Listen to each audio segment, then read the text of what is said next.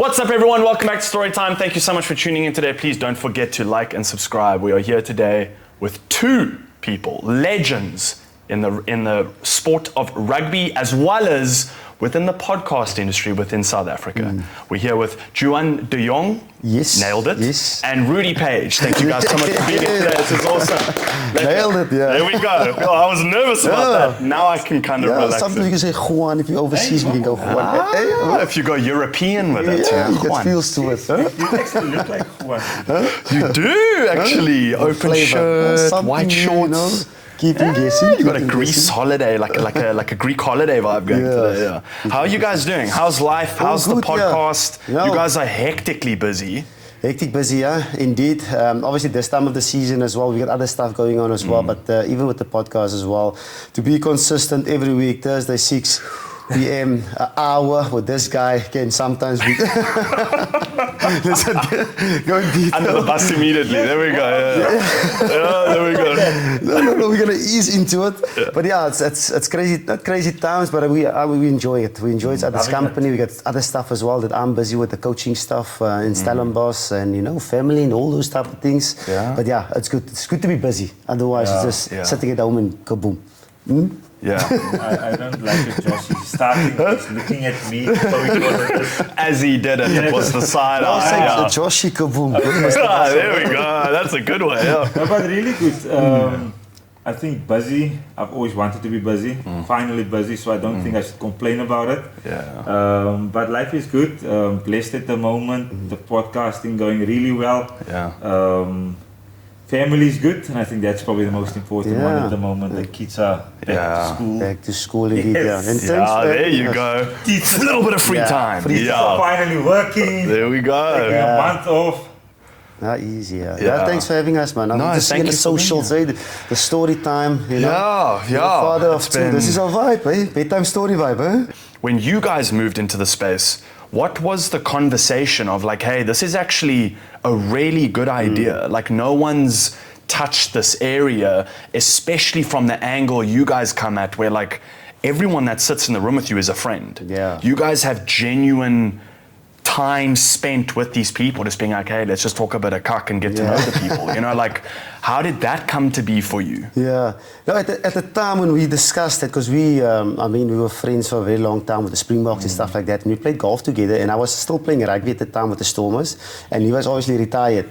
And then that's where the conversation got together. Maybe we should inform, educate, having a podcast, talk to, our ex-teammates and just share stories and have some fun and educate these people. And then, while we're doing the double bogeys and the triple bogeys, the way we're playing golf. There we go. Guara, if you ask me. There we go. So that's where the conversation started. And then I was a little bit more skeptic than Paige, because I was more like, she was... maybe I wanted to play a little bit more longer, and at the time he was retired. And then we just decided, okay, when I retired, it actually started inside my career, So the end part of my career, because when I came back from WASP, I signed a 3-year deal at the Stormers. But I mean, that first year was nice, but the last year and a half, it's almost like you're going into a transition phase. Yeah, so a transition phase, and maybe what should you do? Because retirement for a lot of our ex-rugby players is quite tough. And then we just decided, okay, today is the day. Because every time it's like, maybe December, maybe June, maybe July, and we just decided. It just keeps rolling over. Let's give it a go. Let's give it a go and see what happens here. I think the lucky part is though the fact that we spent time overseas, so we had an understanding of there is a podcasting market and how big it is and how entertaining it is. Washing dishes or sitting in the traffic and listening to a conversation, but in the beginning we didn't know what people are going to think. Yes, and that's what comes in your head, like, so what are people going to say about you? Hey, 2 episodes, and if we cancel it, and all these type of things. All the doubts.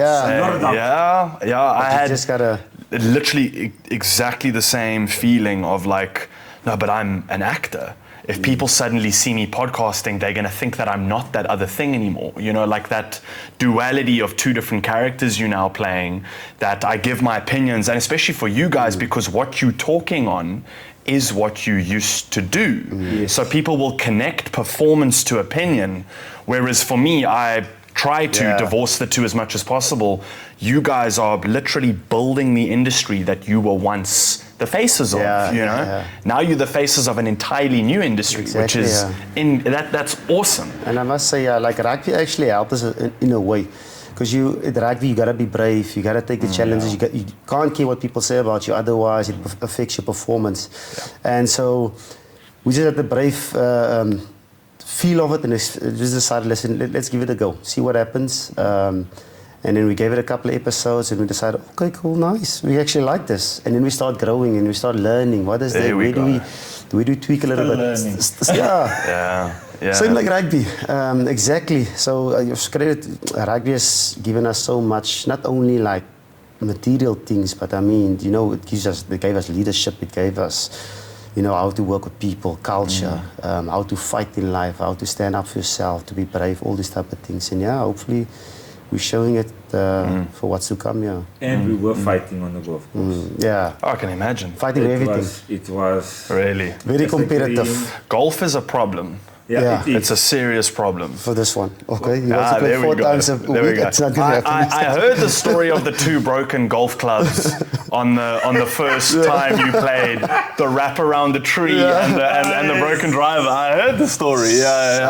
So it's been a rough ride till now. It has been. But somehow the bug properly got me.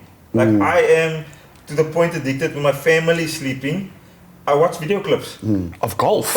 I was the same boat. Oh wow! Okay, now you guys are deep in. No, like I can't explain to you, and I can't explain to people. Like even when my wife asked me the amount of effort that I put into golf and the way I play.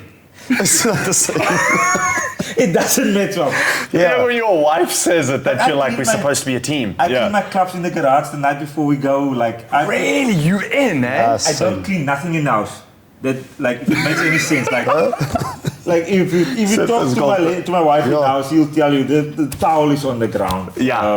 My shoes over there. My cupboard's a mess, but my golf clubs are always pristine.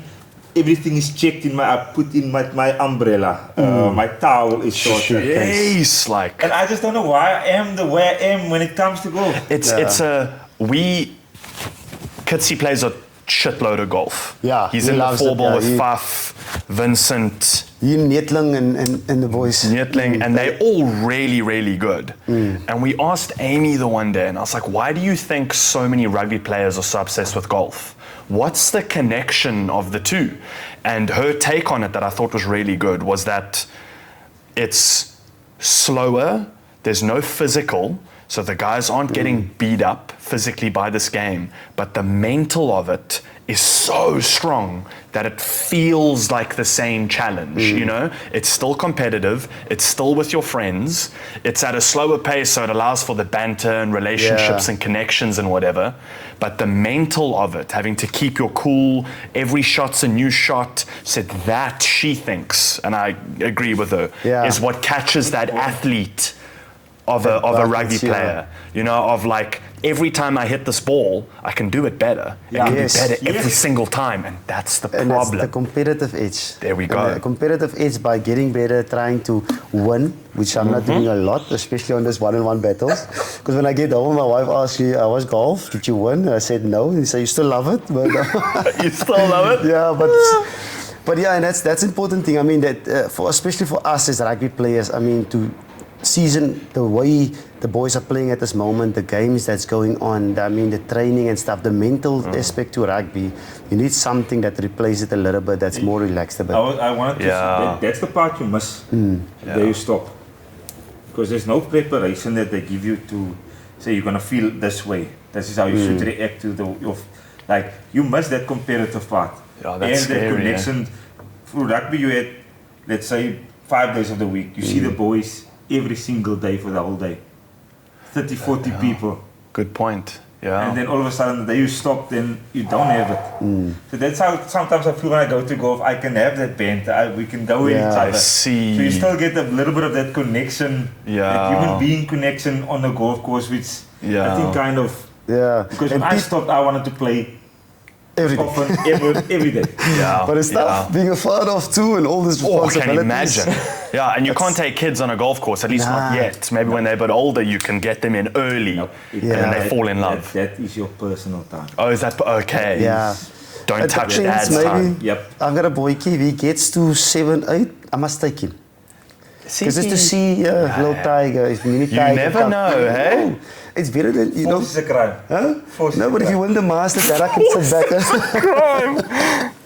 You never know. If he wins the Masters, that he can chill, relax. Your huh? daddy can relax for the Yeah, rest of 'cause his life. I must tell him rugby, he left a bit of scars in the lower back and the hamstrings. So maybe golf, you can play a little Take bit up longer. something a little bit more gentle. Yeah, but yeah, we'll see, man. Especially with kids, you gotta let them find their own 100%, pathway, yeah. their own way and Yeah. do things. Yeah. I wanted to ask, we're kind of doing conversation backwards, which I actually really like. No. I like this, This is because what we go happens into in our now, retirement is something that I don't want to spend a lot of time on, purely just because the word freaks me out, and I'm not even an athlete. I always looked at retirement, being in entertainment, I never know when I'm going to work. So I never know when I'm going to be good, bad, relevant, not relevant, needed, not needed, which is a terrifying angle to the industry, which is what so many people struggle with in it. If someone said to me, I came off set and they went, that's your last job you're going to do, you're now retired, my brain would have to do a backflip to go, oh, I never get to do this again. What is that mental of, I know you walk away because you feel that you should and because you want to, right? But there's still the angle as well of like, I wish I kind of didn't have to, you know? So what was your take on facing retirement? And how would you look at other players and go, guys, this is what my advice would be on how to best handle it? Yeah, the two of us got different experiences when it comes to that. Really? Obviously, the opposite if you ask me. Yeah. For me, personally, I'm actually blessed enough. That's why I don't have a lot of regrets. I'm blessed enough to retire at the age I retired. I'm blessed enough to play so long that I could. Because you look at a lot of people that couldn't reach maybe 34, 35. You know these the Pat Lambys and all the other boys had to retire early, and it's sudden retirements. I at least had the planning, and you can look ahead and plan your thing. So yeah, for me, when I came back, especially from WASP, when I signed a longer deal at the end of my career, I was like, okay, cool. Give your best, but look at something what you love. Something you need a purpose, you need a drive that kind of gives you something a different. It's the same like rugby because you kind of needs that because you're used to it for 20 years. You've been built to be that person, And you got to find that. Once you find that, give it a little bit of a go, even though you know the main focus is rugby. But yeah, I must say, my last year too, you get a sign. And sometimes you gotta listen. Your lower back starts going, your hamstring starts going. You play 2 games, you injured again. I mean, every morning when you wake up, it's like, yo, I must get through the session. Yeah. And once you get through the session, it's kind of like maybe because there's more to life after rugby. Especially like us now, sitting now, you want to play with your kids, you want to be active in them, you want to play paddle, you want to play golf, you want to be active with your kids. So there is life after rugby, but it is so mental because when you're in that 15 career, it's bread and butter. Yeah. You sleep rugby, you eat rugby, but it's a reason for it. I mean, it's not a negative thing. It's because you want to be the best, you want to become a Springbok, you want to chase the dream you had for when you was 8 years old, and nothing else matters. And sometimes you push things out of the way, people out of the way to get what you want. And that's life. We all are creative, not creative, but challenging creatures trying to be the best you want to be. But I must say, I find an easier transition. I was blessed enough, that's why I'm so blessed, and I count my blessings every day to get an easier transition than most boys. The way the stories I'm hearing from other boys, it's something sometimes mentally can get to you. Because I stopped straight away, went into the coaching department, which I loved, which I transitioned for into SAS. For SAS, Stellenbosch Academy of Sport, part of Boland Under 21 as well now. So, and then I found the love at the podcast, because of rugby, the love of rugby, the podcast, spending time, educate people, inform people, but also spending time with your old teammates in South Africa, teammates in WASP in England where I played, France, etc. which gives you that feel. You go to the game, sometimes you do work for maybe super sport or behind the ruck, you still get that rugby adrenaline of excitement. So I must say, really blessed. But yeah, in life it's also important to look after, if you do have the blessings, to look after it, yeah. 100%. Jeez, great answer. Mine Jeez. wasn't like that. Okay. Where was this conversation? Okay. I wanted to play until I was 38, 39. Really? I've always, when I started the game, I always said I'm going to play until 38. Till the wheels came off. Till the wheels came off. And look, if I'm always honest with myself, and I try to be honest with myself as often as I possibly can. I had the excuse probably of my knees giving me issues. I had knee surgery, played with pain probably the last 8 months before me and my wife, we decided that it's probably best. But I also think, look, and it's tough I realized that maybe I'm not good enough anymore at that time. Because you phone your agent, he doesn't pick up. So like there were certain signs. Terrifying, it's a terrible feeling. And you kind of can't, with him not picking up at stages, and then he has excuses on the emails. And I just went to my wife and I told her, like, I think we've had a great run. I was 33, turning 34. I was like, maybe it's a sign I must stop. But that transition was difficult. Yeah. Sitting at home, didn't know what to do with myself. Mind was playing all sorts of tricks. All of a sudden, no one picks up the phone. Dude. Yeah. Anxiety when you say the shit anxiety like that. was struggle to sleep at times. But maybe, I always say I needed that time. Now that I'm doing well again and I finally figured out my passion and what I like and what I'm good at. But that year, and let's say year and 2 months, was difficult because I'm not a person that I want structure. So I want to know what I'm doing with my day. I want to know what I'm good at. And not having that was, at the end I felt like 3-5 years probably. Yeah. On the mental of it, I was listening to Joe Marler's podcast this morning. I was watching through clips of that, and he retired, came back multiple times, especially for England. They kept calling him. He's a phenomenal player. And he spoke on his final word of going, I'm going to retire. And he mentions as well the thing of like, I'm just getting through it. I'm just going just to get it done, just to get through.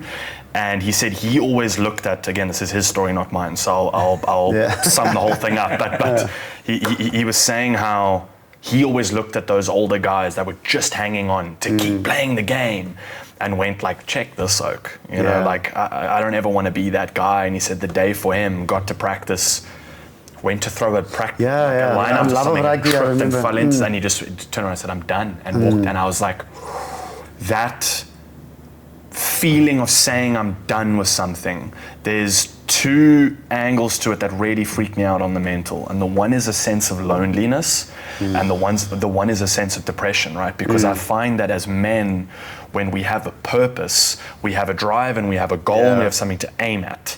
Anything else that's happening in life, you can say what you want to me, you can throw anything at me, it's fine. I have this thing and this is what I do. And family is obviously one of those massive driving purposes, right? And I think family is the ultimate kind of, peg in the ground of like, gangster, there's my purpose, right?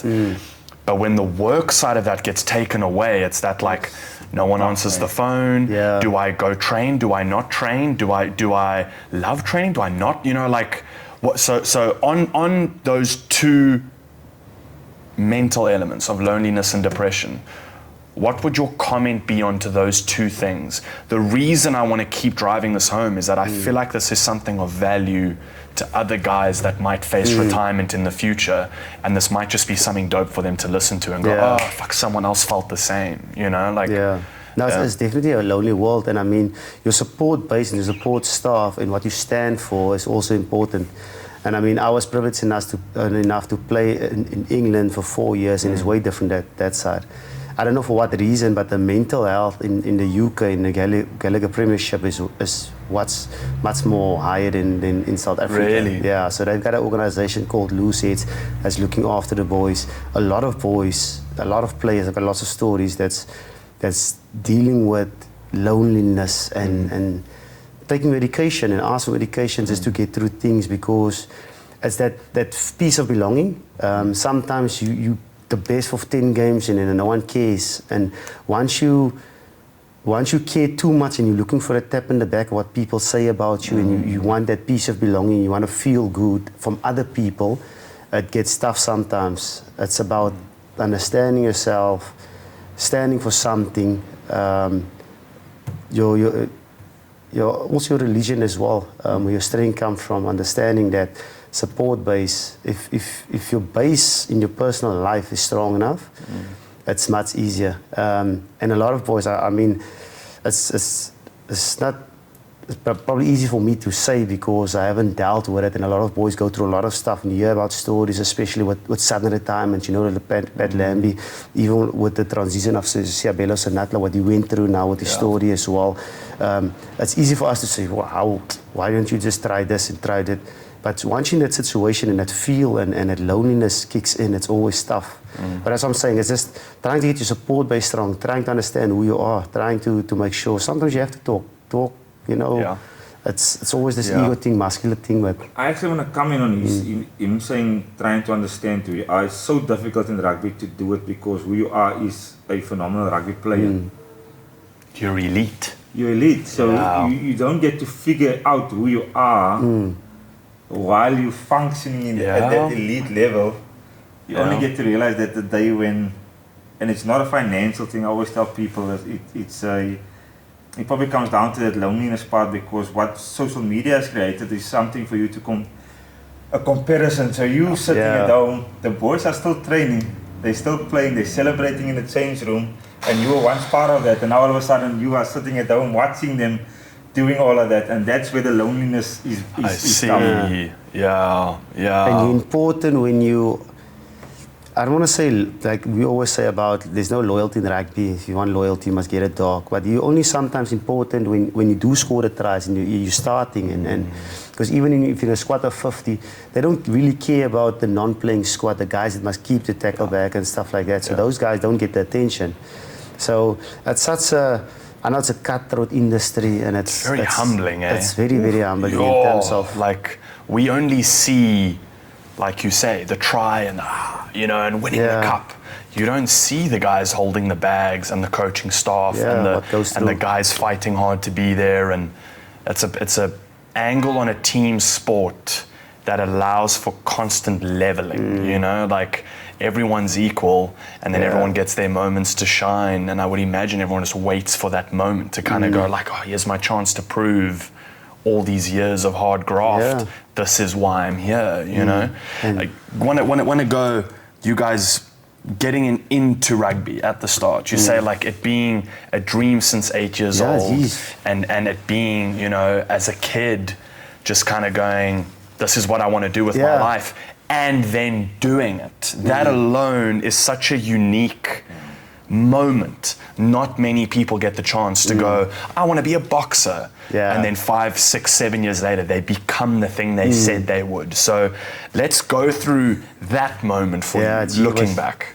No, it's massive. It's a massive journey, especially for me. I mean, for me, it actually started about the age of 7, 8 years old when I touched the ball and I had friends. I was lucky enough to have friends that liked the game. Because you kind of need that, especially when you're a youngster. You need people around you that kind of wants to, at breaks at school, wants to play. Because I played every break, first, second, T-shirt, at home after school. That's so sick. You play, you pick up your traits, and the stuff that I'm doing or did when I was playing, you kind of learn it, and we said it a lot as well in our podcast. You kind of learn it on at breaks and at school days, and for me, ever since I picked up the ball and I understood rugby, I wanted to play for the Stormers and became a Bok. Nothing else mattered. Nothing else mattered. And at that time, I was obsessed with rugby. Because if you want to make it in life, you have to be obsessed. You have to be obsessed. You have to eat, sleep, think rugby. It was rugby pictures everywhere in my room. It was rugby pictures on. I can still remember I had Brian a banner on my Asia bookie. And that's like, so moments like this, like that, and you kind of watching the Stormers here for the first half. For that 15-minute break, you just quickly go outside, play a 15-minute touch, come back again, because you just want to keep the ball and keep playing and stuff like that. when I finished school, because at school I was never the guy, because you get a lot of guys that they played the Western Province under 19 and those type of things. I never played provincial, I never played for Boland because I was put in school a year before. So I was always like 13 years old, but then I can still play under 12. But then I can't play because it's still primary school, like 14 years old to 13. Or if you maybe at the high. I see, you're either too old or too young, that awkward age every year. So I didn't play under 13s, I played under 16s and all this stuff. Just after school, so when I finished school, my mom asked me obviously, what do you want to do with your life? What do you want to do now? What's going on now? So I said I want to become a professional rugby player. And she was like, Juan, come on, let's try again. I was going to say, that moment, her face must have been like, what? I gave her that straight away. I want to become a professional rugby player. And she was like, let's try this. But I love sport, so it was that or maybe something in sport, like fitness or something with sport. And then I decided to go to a rugby academy in Stellenbosch, Stellenbosch Rugby Academy for my first year. And when I went to the academy, I was also blessed enough then to go for Cranwick Trials. Because then that's when I got my opportunity. Played Cranwick Trials, lucky enough to play SA schools. And then, my career just kick-started from there. Someone saw me, got scouted to go a bursary, because the first year I had to pay. My mom invested me to be part of the Stellenbosch Rugby Academy. Then got bursary to go to Western Province Institute for 2 years with Jacques Hannekom and some of the other boys that scouted me. Played Western Province under 19, then things started slowly.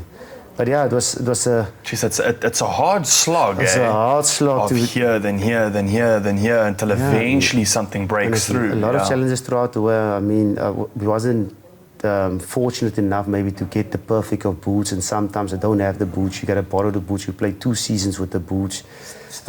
You strap it around the front toes and stuff like that.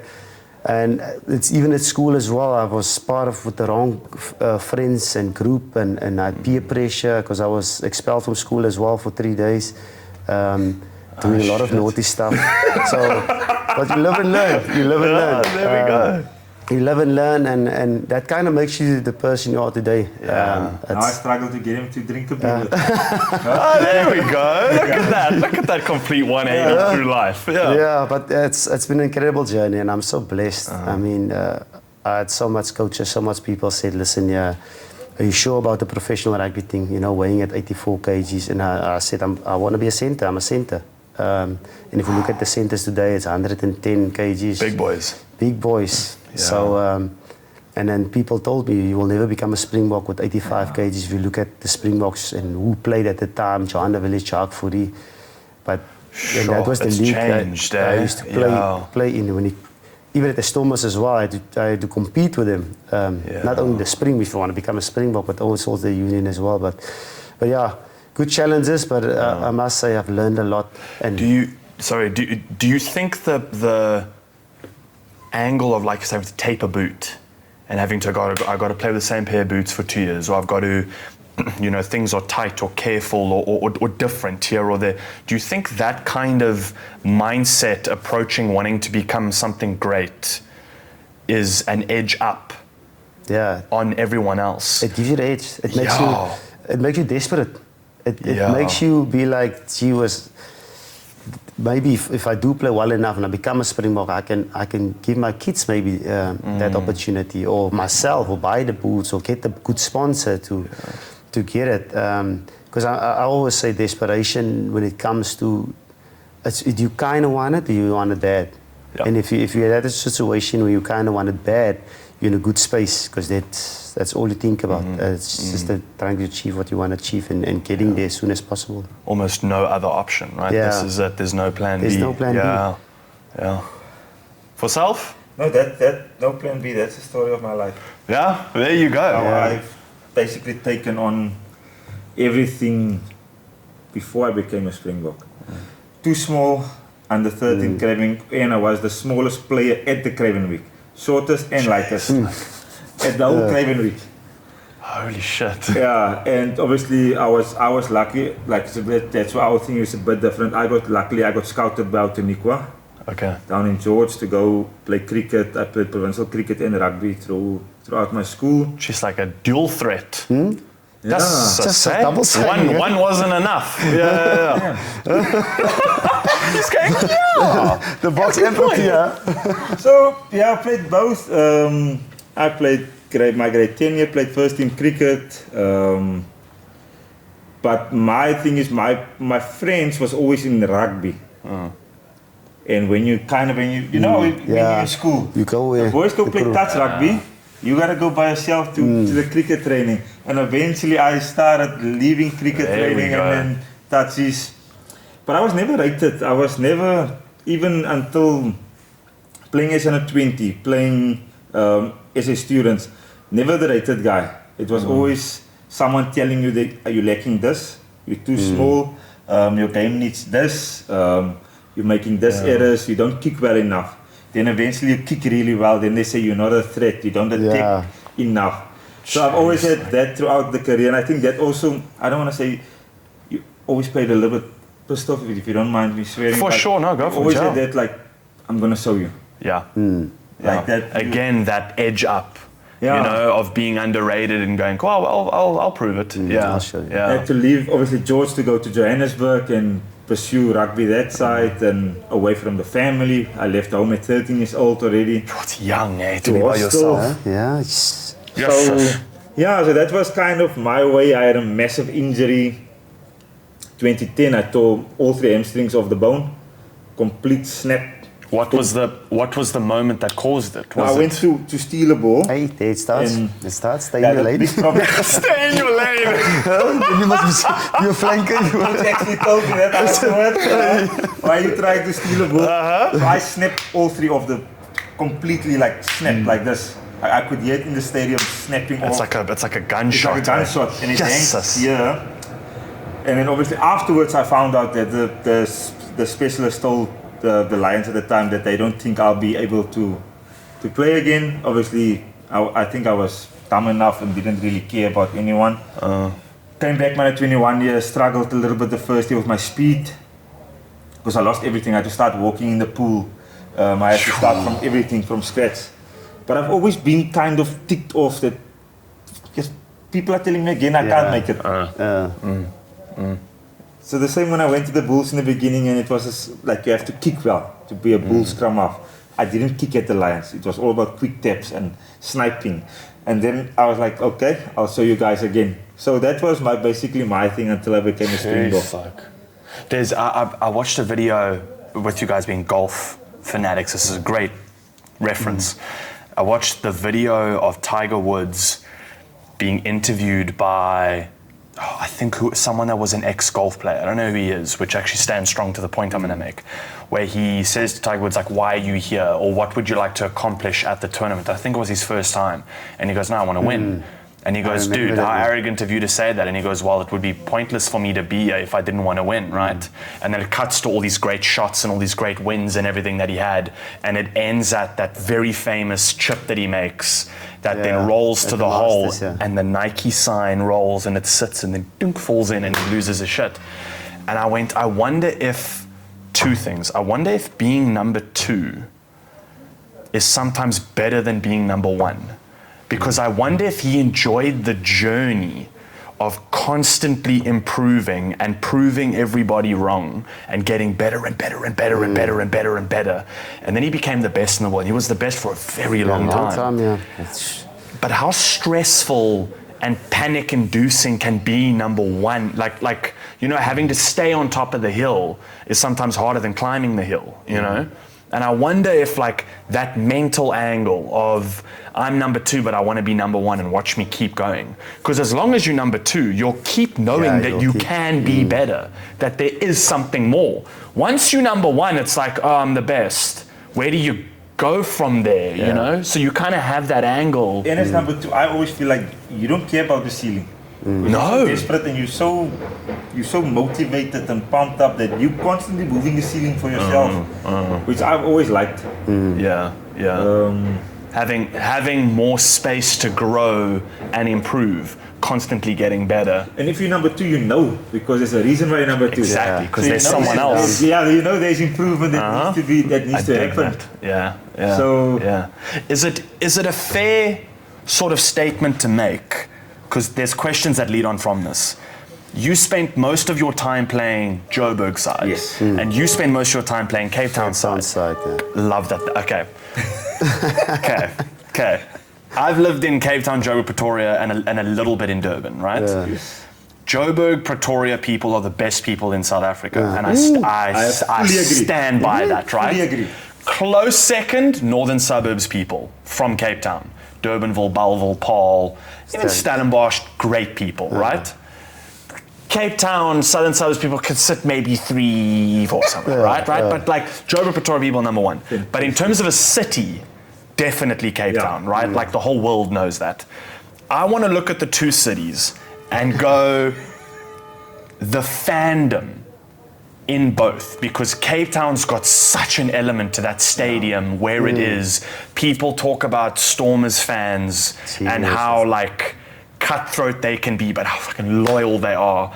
But then you look at Loftus and like teams from around the world go, we're going to play at Loftus.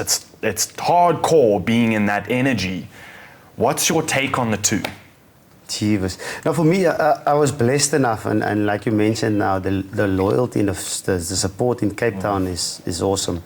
They love their rugby, they love their players, they love their team. And we used to, especially with the Newlands days, they call it the Newlands Faithful, and the crowd that came out there. The Super Rugby days. Yes. You had crowds coming in 40, 50, it was always 30, 40, 50, 30, 40, 50K, almost every week. And yes, you get your Cape Crusaders that loves the New Zealand rugby, but they also supported us when we didn't play against the New Zealand team sometimes, and it was also good to see. And they also gave us stick when we needed to, and sometimes not a rude stick, but sometimes stick is good enough, especially for us, because then you kind of lift your standards and stuff like that. But it's just awesome to see how the people come out and support the team, support the Cape Town-based team, even at the DHL Stadium as well now. It's fantastic. I don't know, that's why I hate playing at Loftus. Okay, I thought so. I always say Loftus is one or 2 things. Either the uncle in the Sunday morning in Pick and Pay Woolies loves you, want to buy something for you, they go out of their way for you when things are doing well. You get freebies. You get your biltong for free. You go to a restaurant, someone will pay for something. If you lose, it's also that extreme. Oh, really? Give back my biltong. Then it's like, so Paige, wat het julle gestand gemaakt? Like, what happened? They want to have an answer while we busy shopping with the family in the Pick and Pay. In the Pick and Pay. On a Sunday morning. So that's when always the 2 extremes with playing for the Bulls. That's next level, when it's going well and you're playing and Loftus is pumping and we beat the Crusaders, so everywhere at home, it's the best place to play rugby. But I love that as well, because I played in the UK and they don't care, because rugby is not the first sport. No. And the stadium is not the small stadiums. You only get like 5,000, 10,000. And funny enough, the most supporters are old people. It's like 50-year-olds and 40-year-olds. Really? Yeah, you don't get older generation. Older generation. There's nothing in the middle. It's either the kids or it's the older generation, and maybe 10% of the young blood. Yeah, but they don't care. It's like good or bad, they support you. Okay. Doesn't matter what happens, and even if you do something not that's acceptable, they will blow over it and stuff like that. So it's a different type of support when it comes to the UK than over here. Yeah, that we are very passionate. That's a reason for the world number 1, so it's our number 1 sport and all this stuff. But you know what was frustrating? Being born in the Western Cape, from the Western Cape, my family's from the Western Cape. Then we come and place these guys at Newlands. My family comes to greet me at the hotel. They rock up in Stormers. I love that. That's family. That's family. Because if they did it any other way, they'd be lying to you. Then they ask the Stormers guys after the game if we can take a photo. Yeah. Yeah, I'm playing with the Bulls. Yeah, I'm here. Yeah. Nope, they want to That's see brilliant. the Stormers guys. I love that Even when you rivalry. play for the Box, they ask you questions about Kutsi and Ibi, what is Ibi? Yeah. And Juba and the step. And I'm like, yes, this is very frustrating. Yeah, just be a bull. Yeah. Oh, come on. Her dad's a bull. Smart guy. Yeah, there you go. They original like OG Joburg people. Again, Transvaal. great people. They now are Neisner side. But yeah. But I want to Low bull. compliment you on you when you said it's the best people. Pretoria, Joburg. In your green. Like for me, I came from small town, Heidelberg, down in the Western Cape. Went to Joburg. People are very friendly. I've always felt like people up in Gauteng, they all understand that they need each other. That's the thing though. Everybody's there to That's the either improve difference. their quality of life, to come for work. Yeah. So everybody goes out of their way for each other, the friendliness. So that is what I've always, since I've moved to Cape Town permanently, I've missed that part.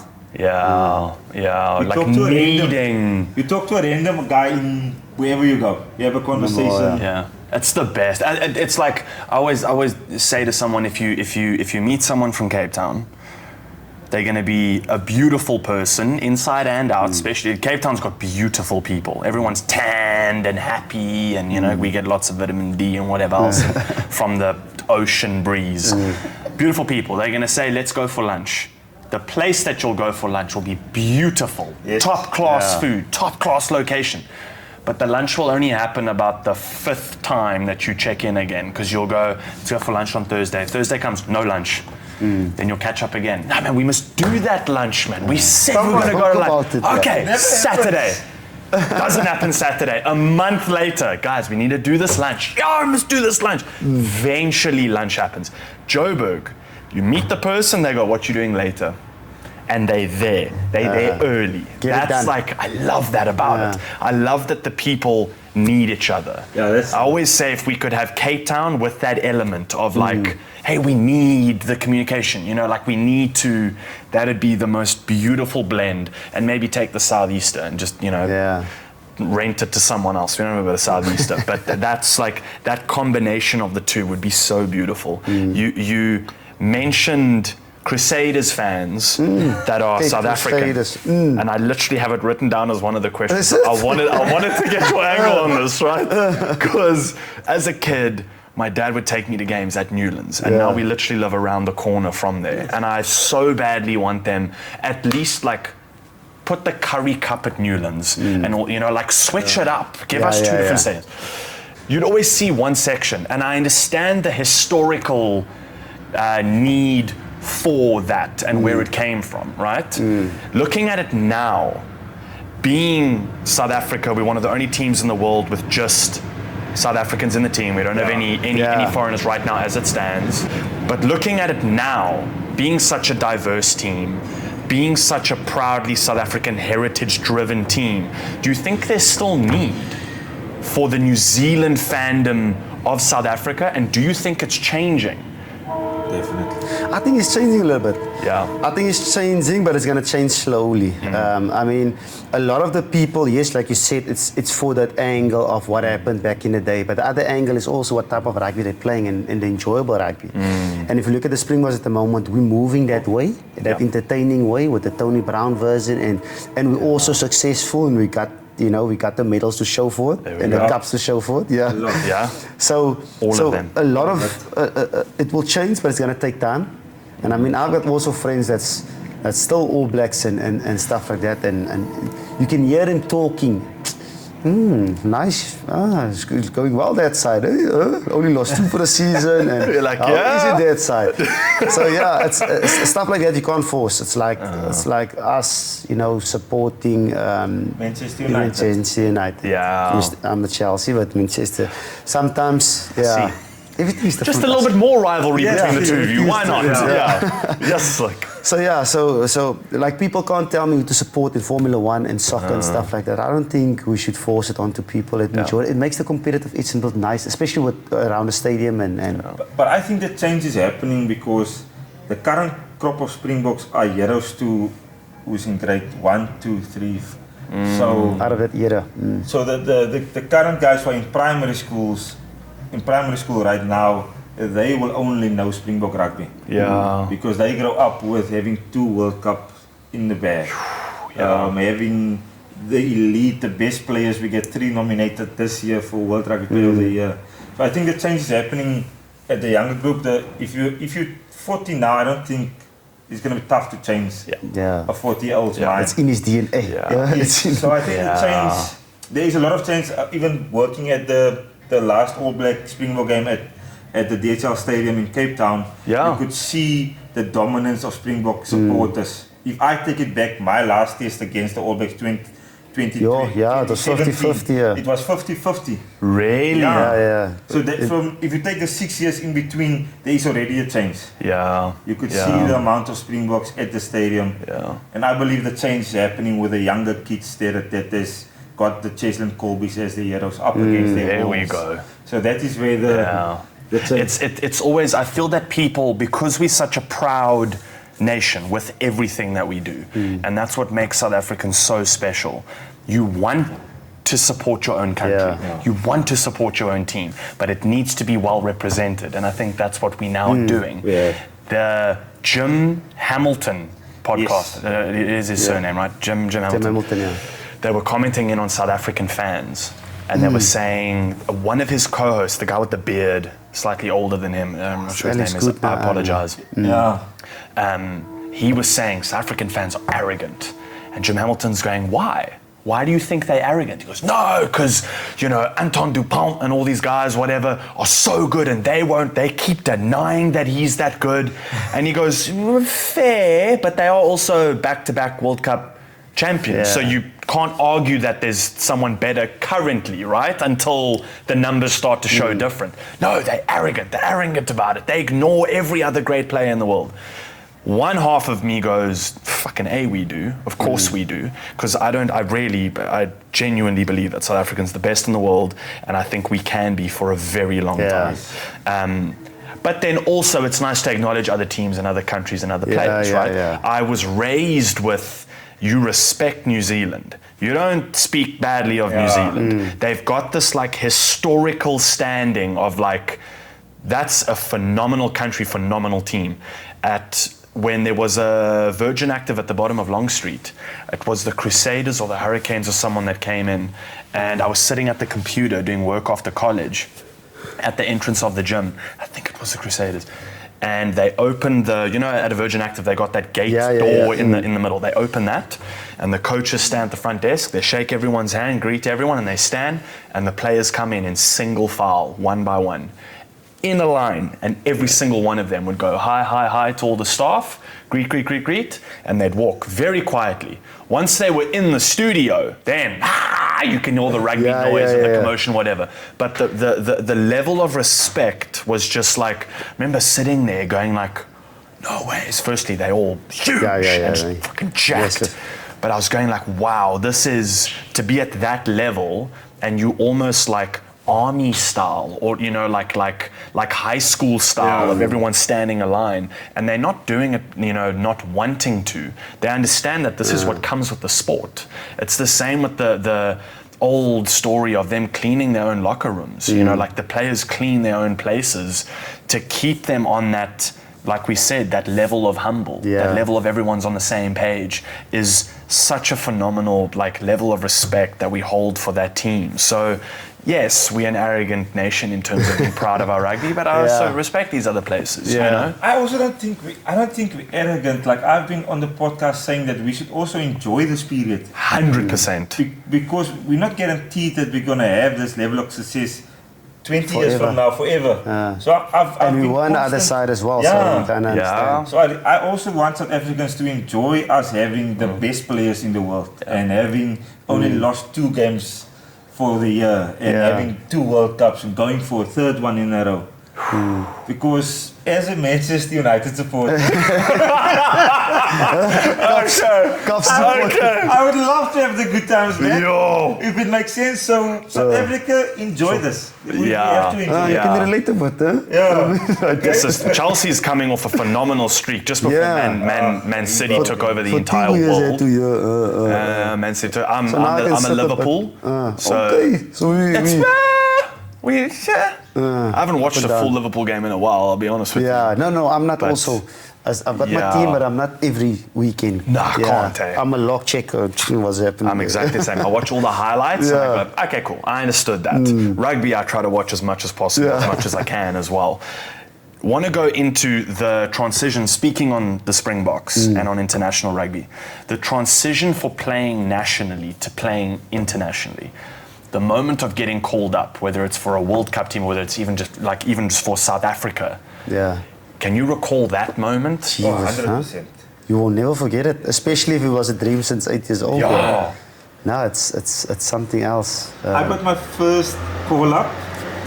I didn't play, but my first introduction to the Springbok team, 2014, lost the semi-final at Newlands in the Cullinan Hotel, and then Jan Swartz at the time said that Monday you must join the squad. So I went through that depression stage after losing a Currie Cup semi-final, then to can't show everybody that I'm happy because everybody in the team is sulking. Yeah. And then getting the phone call that I must join the camp actually in Stellenbosch at the time. Yes. Preparing for the end of the year tour. So that was my first call from the Springboks to say, come and join us, and putting on the t-shirt. And Mama, you made it. That's incredible, eh? Yeah. Nerves or here's my time? Both. Both.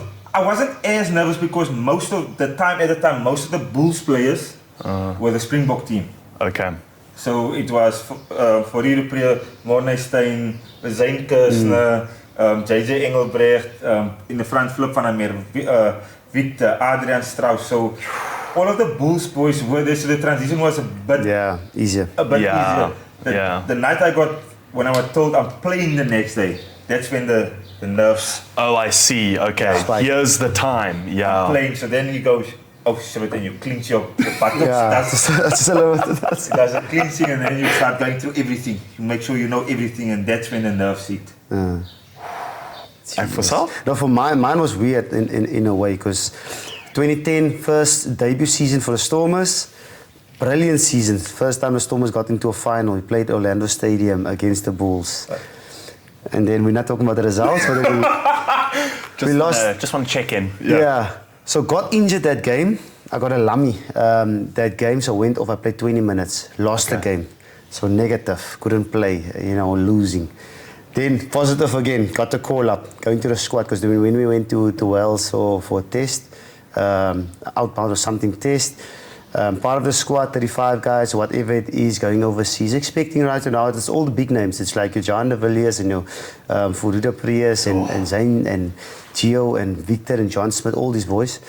Now, you 21 years old. I made my debut very early, 21 years old. Jeez, that's young. Then in part of the squad, thinking I'm not going to play at all. And I'm still injured because I've got a niggle as well. So I only started training the Tuesday. Then the team start, return to action type of training. The team has already been announced. Butch James is playing at 12, Jacques Fourie at 13. I'm not on the bench. I'm non-playing squad.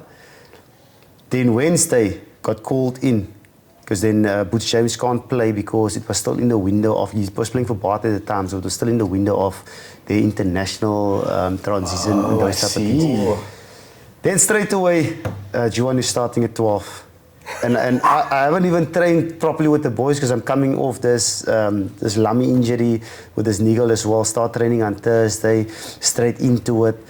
And I played one of my best games. We won the game away from home. Played one of my best games, I think, in a Springbok jersey. Scored on debut. It was the game against Wales. Against Wales, the double handoff. Yeah, scored an incredible try as well. So from the highs and lows from that week was incredible, and then after the game, just to see the friends, the support from your family and friends, to see how proud your dad is, how proud your mom is. Just phoning back home and for them to be really excited for you to achieve your goal finally. All the hard work and I mean to do it with all this with the John Smiths and the Victors at the time was something incredible, eh? I'll never forget. To have super special. Brian Abana on the cover of your book at school, then and playing then you with play him. with him. That must be like such a trippy feeling of meeting him the first time. like I love that, eh? Yeah, that was special. I met him at one of the Stormers and Bulls games. So came out for warm-up and I'm looking left or right and I see him in a corner there at the pole just swinging legs and stuff like that. I'm like, is it Brian Abandon? Now I'm warming up and still looking at him. But yeah, you get into a zone where you kind of know, listen, yeah, let the main thing stay the main thing. Don't lie. Yeah. You chirp. I was chirping you. I know my targets. I will never chirp. Oh, there we go. You can. Yeah, so just to know, kind of, even with your debuts, while you're standing there so proud of what you've achieved, you know, singing national anthem, representing your country, finally winning the green and gold. But you kind of know, listen here, keep it together now, yeah? Because in the next 10 minutes, you need to spark it up like a house on fire. So the feeling of, you know, rugby takes you on a roller coaster, like I just said, you know, not being in the squad, not being there. And you just got to go with it and take the learnings from it. I mean, a lot of... It's tough learning sometimes. Sometimes you want to play, sometimes you want to be the best, sometimes you want a 13 jumper. But I always say, and advice I will give to youngsters is, be the best where God puts you all the time. Because if you do that, if you be the best, if it's a non-playing squad, if it's the number 13 jumper, if it's wherever it is, doesn't matter where it is, if you're the best where God puts you, other people see it, the blessings will come, you will get your opportunity, and once you're the top, you will try to be the best as well. And then that's how you get to 50 caps, that's how you get to 100 caps. And not look at other people and what people say, and just trust in yourself, stand for something and don't fall for anything. In closing, I wanted to ask you guys into it as well, and this isn't something that I prepared or something that I wrote down, but which is when you get he like, likes that, I what you get gonna it say? The angle, and you guys have both mentioned the angle of blessing and of God and of spirituality and religion in your life, which myself, very religious, very, very spiritual. It's been something that I've fought with throughout my life, right? Of there's always been the angle for me of like, this is what I want, and I'll work as hard as I need to work to make it happen, and then why doesn't it? And then, you know, and then you see other people that in your eyes are like, why does that guy get to do it? I've met him. He's not a good person. He doesn't believe in you. He's not Christian. Why does he get, you know? And the bitterness that it can cause of, I want this thing, you know, and there's always like, God hears about your plan and then laughs at it and goes, okay, cool, we're gonna, you know. What you mention of like, be great at the place you're in is such a nice approach to that. You know, of like, there was a sermon I listened to the other day where he said of like, humble your heart and put yourself in a place of understanding that where you are is where you need to be, and you'll make the difference there. And things can change like that in a day, but you don't know when that change is going to come. Looking at your belief and at your spirituality, how has that played a role throughout, one, wanting to become a rugby player? Nothing is guaranteed. Then you become a phenomenal rugby player, and then you get to represent your country. Then you've got to face the angle of retiring. Then you've got to face the angle of having a family and starting a new career now in the podcast. And like, how is that, what I'm trying to say is, have you felt the same kind of like whitewash sometimes of like, yes, I need an answer. If you could write it on the wall for me, that'd be great, but that's not going to happen, you know, as that played an impact for you? This is hitting home for me because my dad's a priest. So I'm wow! You would never say. Just yeah. So wait a second. So this is as soon as you started, like, that was me throughout my career and my life. Really? Yeah. That angle of, is this because my dad tells me to, or is it actually real? So first of all, I had to figure it out myself. Understanding God and things, because when you grow up in a house like that, and then you're like, yes, I don't want to go to church, and like any church, you become that rebel. Or I was the rebel in the house. So I try and sneak out when the church is on and stuff, and then I had to leave my parents' house to eventually figure that stuff out myself. Obviously that's when the growth and the growing up happened. And then, but I always ask this question. I phoned my dad about it. How does it work? I feel like I've worked so hard and it's also not opening. It's And the struggle, I think the struggle is still continuing with that. The understanding of sometimes you pray and you do X, Y, Z and you believe and you live in your faith, and then you're like, but I want this, but it's not happening, and then having to humble yourself and just then aligning, staying in your lane type of thing. Which I don't have an answer. I think I'm still ongoing with that whole process and figuring it out.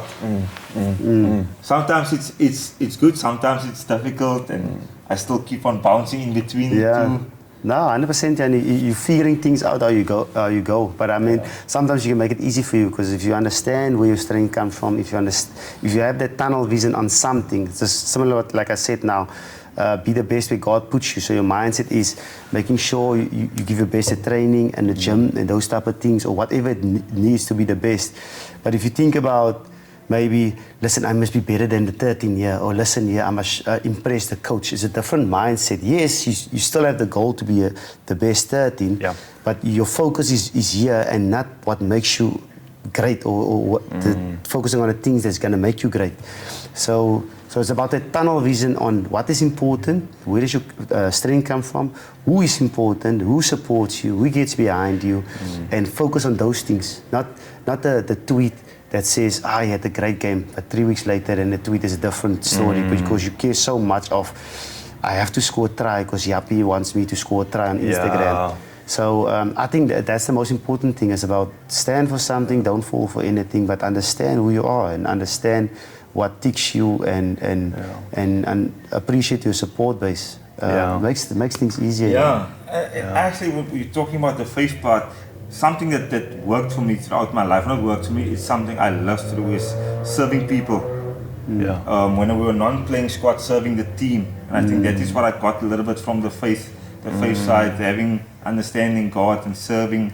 I have to serve people around you, and and it's tough. It's tough. It's tough sometimes to get the call, hey, you're not playing this weekend, but then in 2 hours you must make sure that for Rudy Paige and Francois, or whoever's playing, must be sharp for this weekend, because you can't be selfish.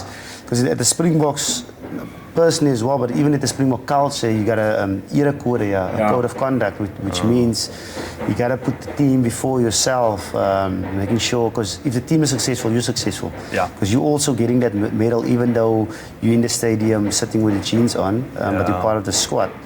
So those type of things, it's quite to do the transition.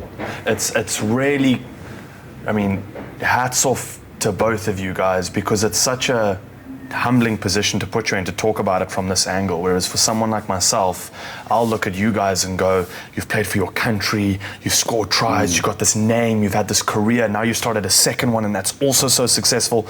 To hear at the end of all of that you still have moments of going like, dude, sometimes I'm also going, shit, man. You know, I prayed about this and I asked for this and I'm frustrated with this, and like I have, you said in service, my dad always says to me, he always goes, it's not about you. And even when it feels like it is, it's not. So even, you know, you score the try, you get picked for the team, it's still not about you, you know, and when you're a high performing person, or when you're a motivated person, or when you're someone that like we said, that desperation that you gotta have, where it's obsessive. Sometimes when it's that, it does become, I don't care whatever happens, I don't care what you say or don't say, it's gonna happen. I'll do whatever I have to do to make it happen. And you start to attach this approach of anger and bitterness and like aggression to trying to achieve something, and you start to think that the pain attached to success is normal, you know, and it's like, it says, I don't know what the scripture is, forgive me that I don't, your dad would know, but it's the, you know, there we go, it's the verse of my yoke is light, or my burden is light. That walk with God and what He puts on you is so much lighter and so much easier to carry than the thing you're going to put on yourself. And I have to remind that to myself all the time of like, dude, let it go. You know, like, you can calm down. You know, everything will be okay. So that's tough though. That's so difficult, dude. Like, especially if you're driven, it's like, oh my word, it's ridiculously tough. Yes, sis. I literally had a call last night with my brother on the phone. Brother's one of my business partners, and I said to him, I was going off on the phone, very embarrassingly, going off on the phone, tears in eyes, just going like, I don't understand. You know, if you could just like write it down for me and go, Josh, just keep doing this and this will happen. Oh, the comfort.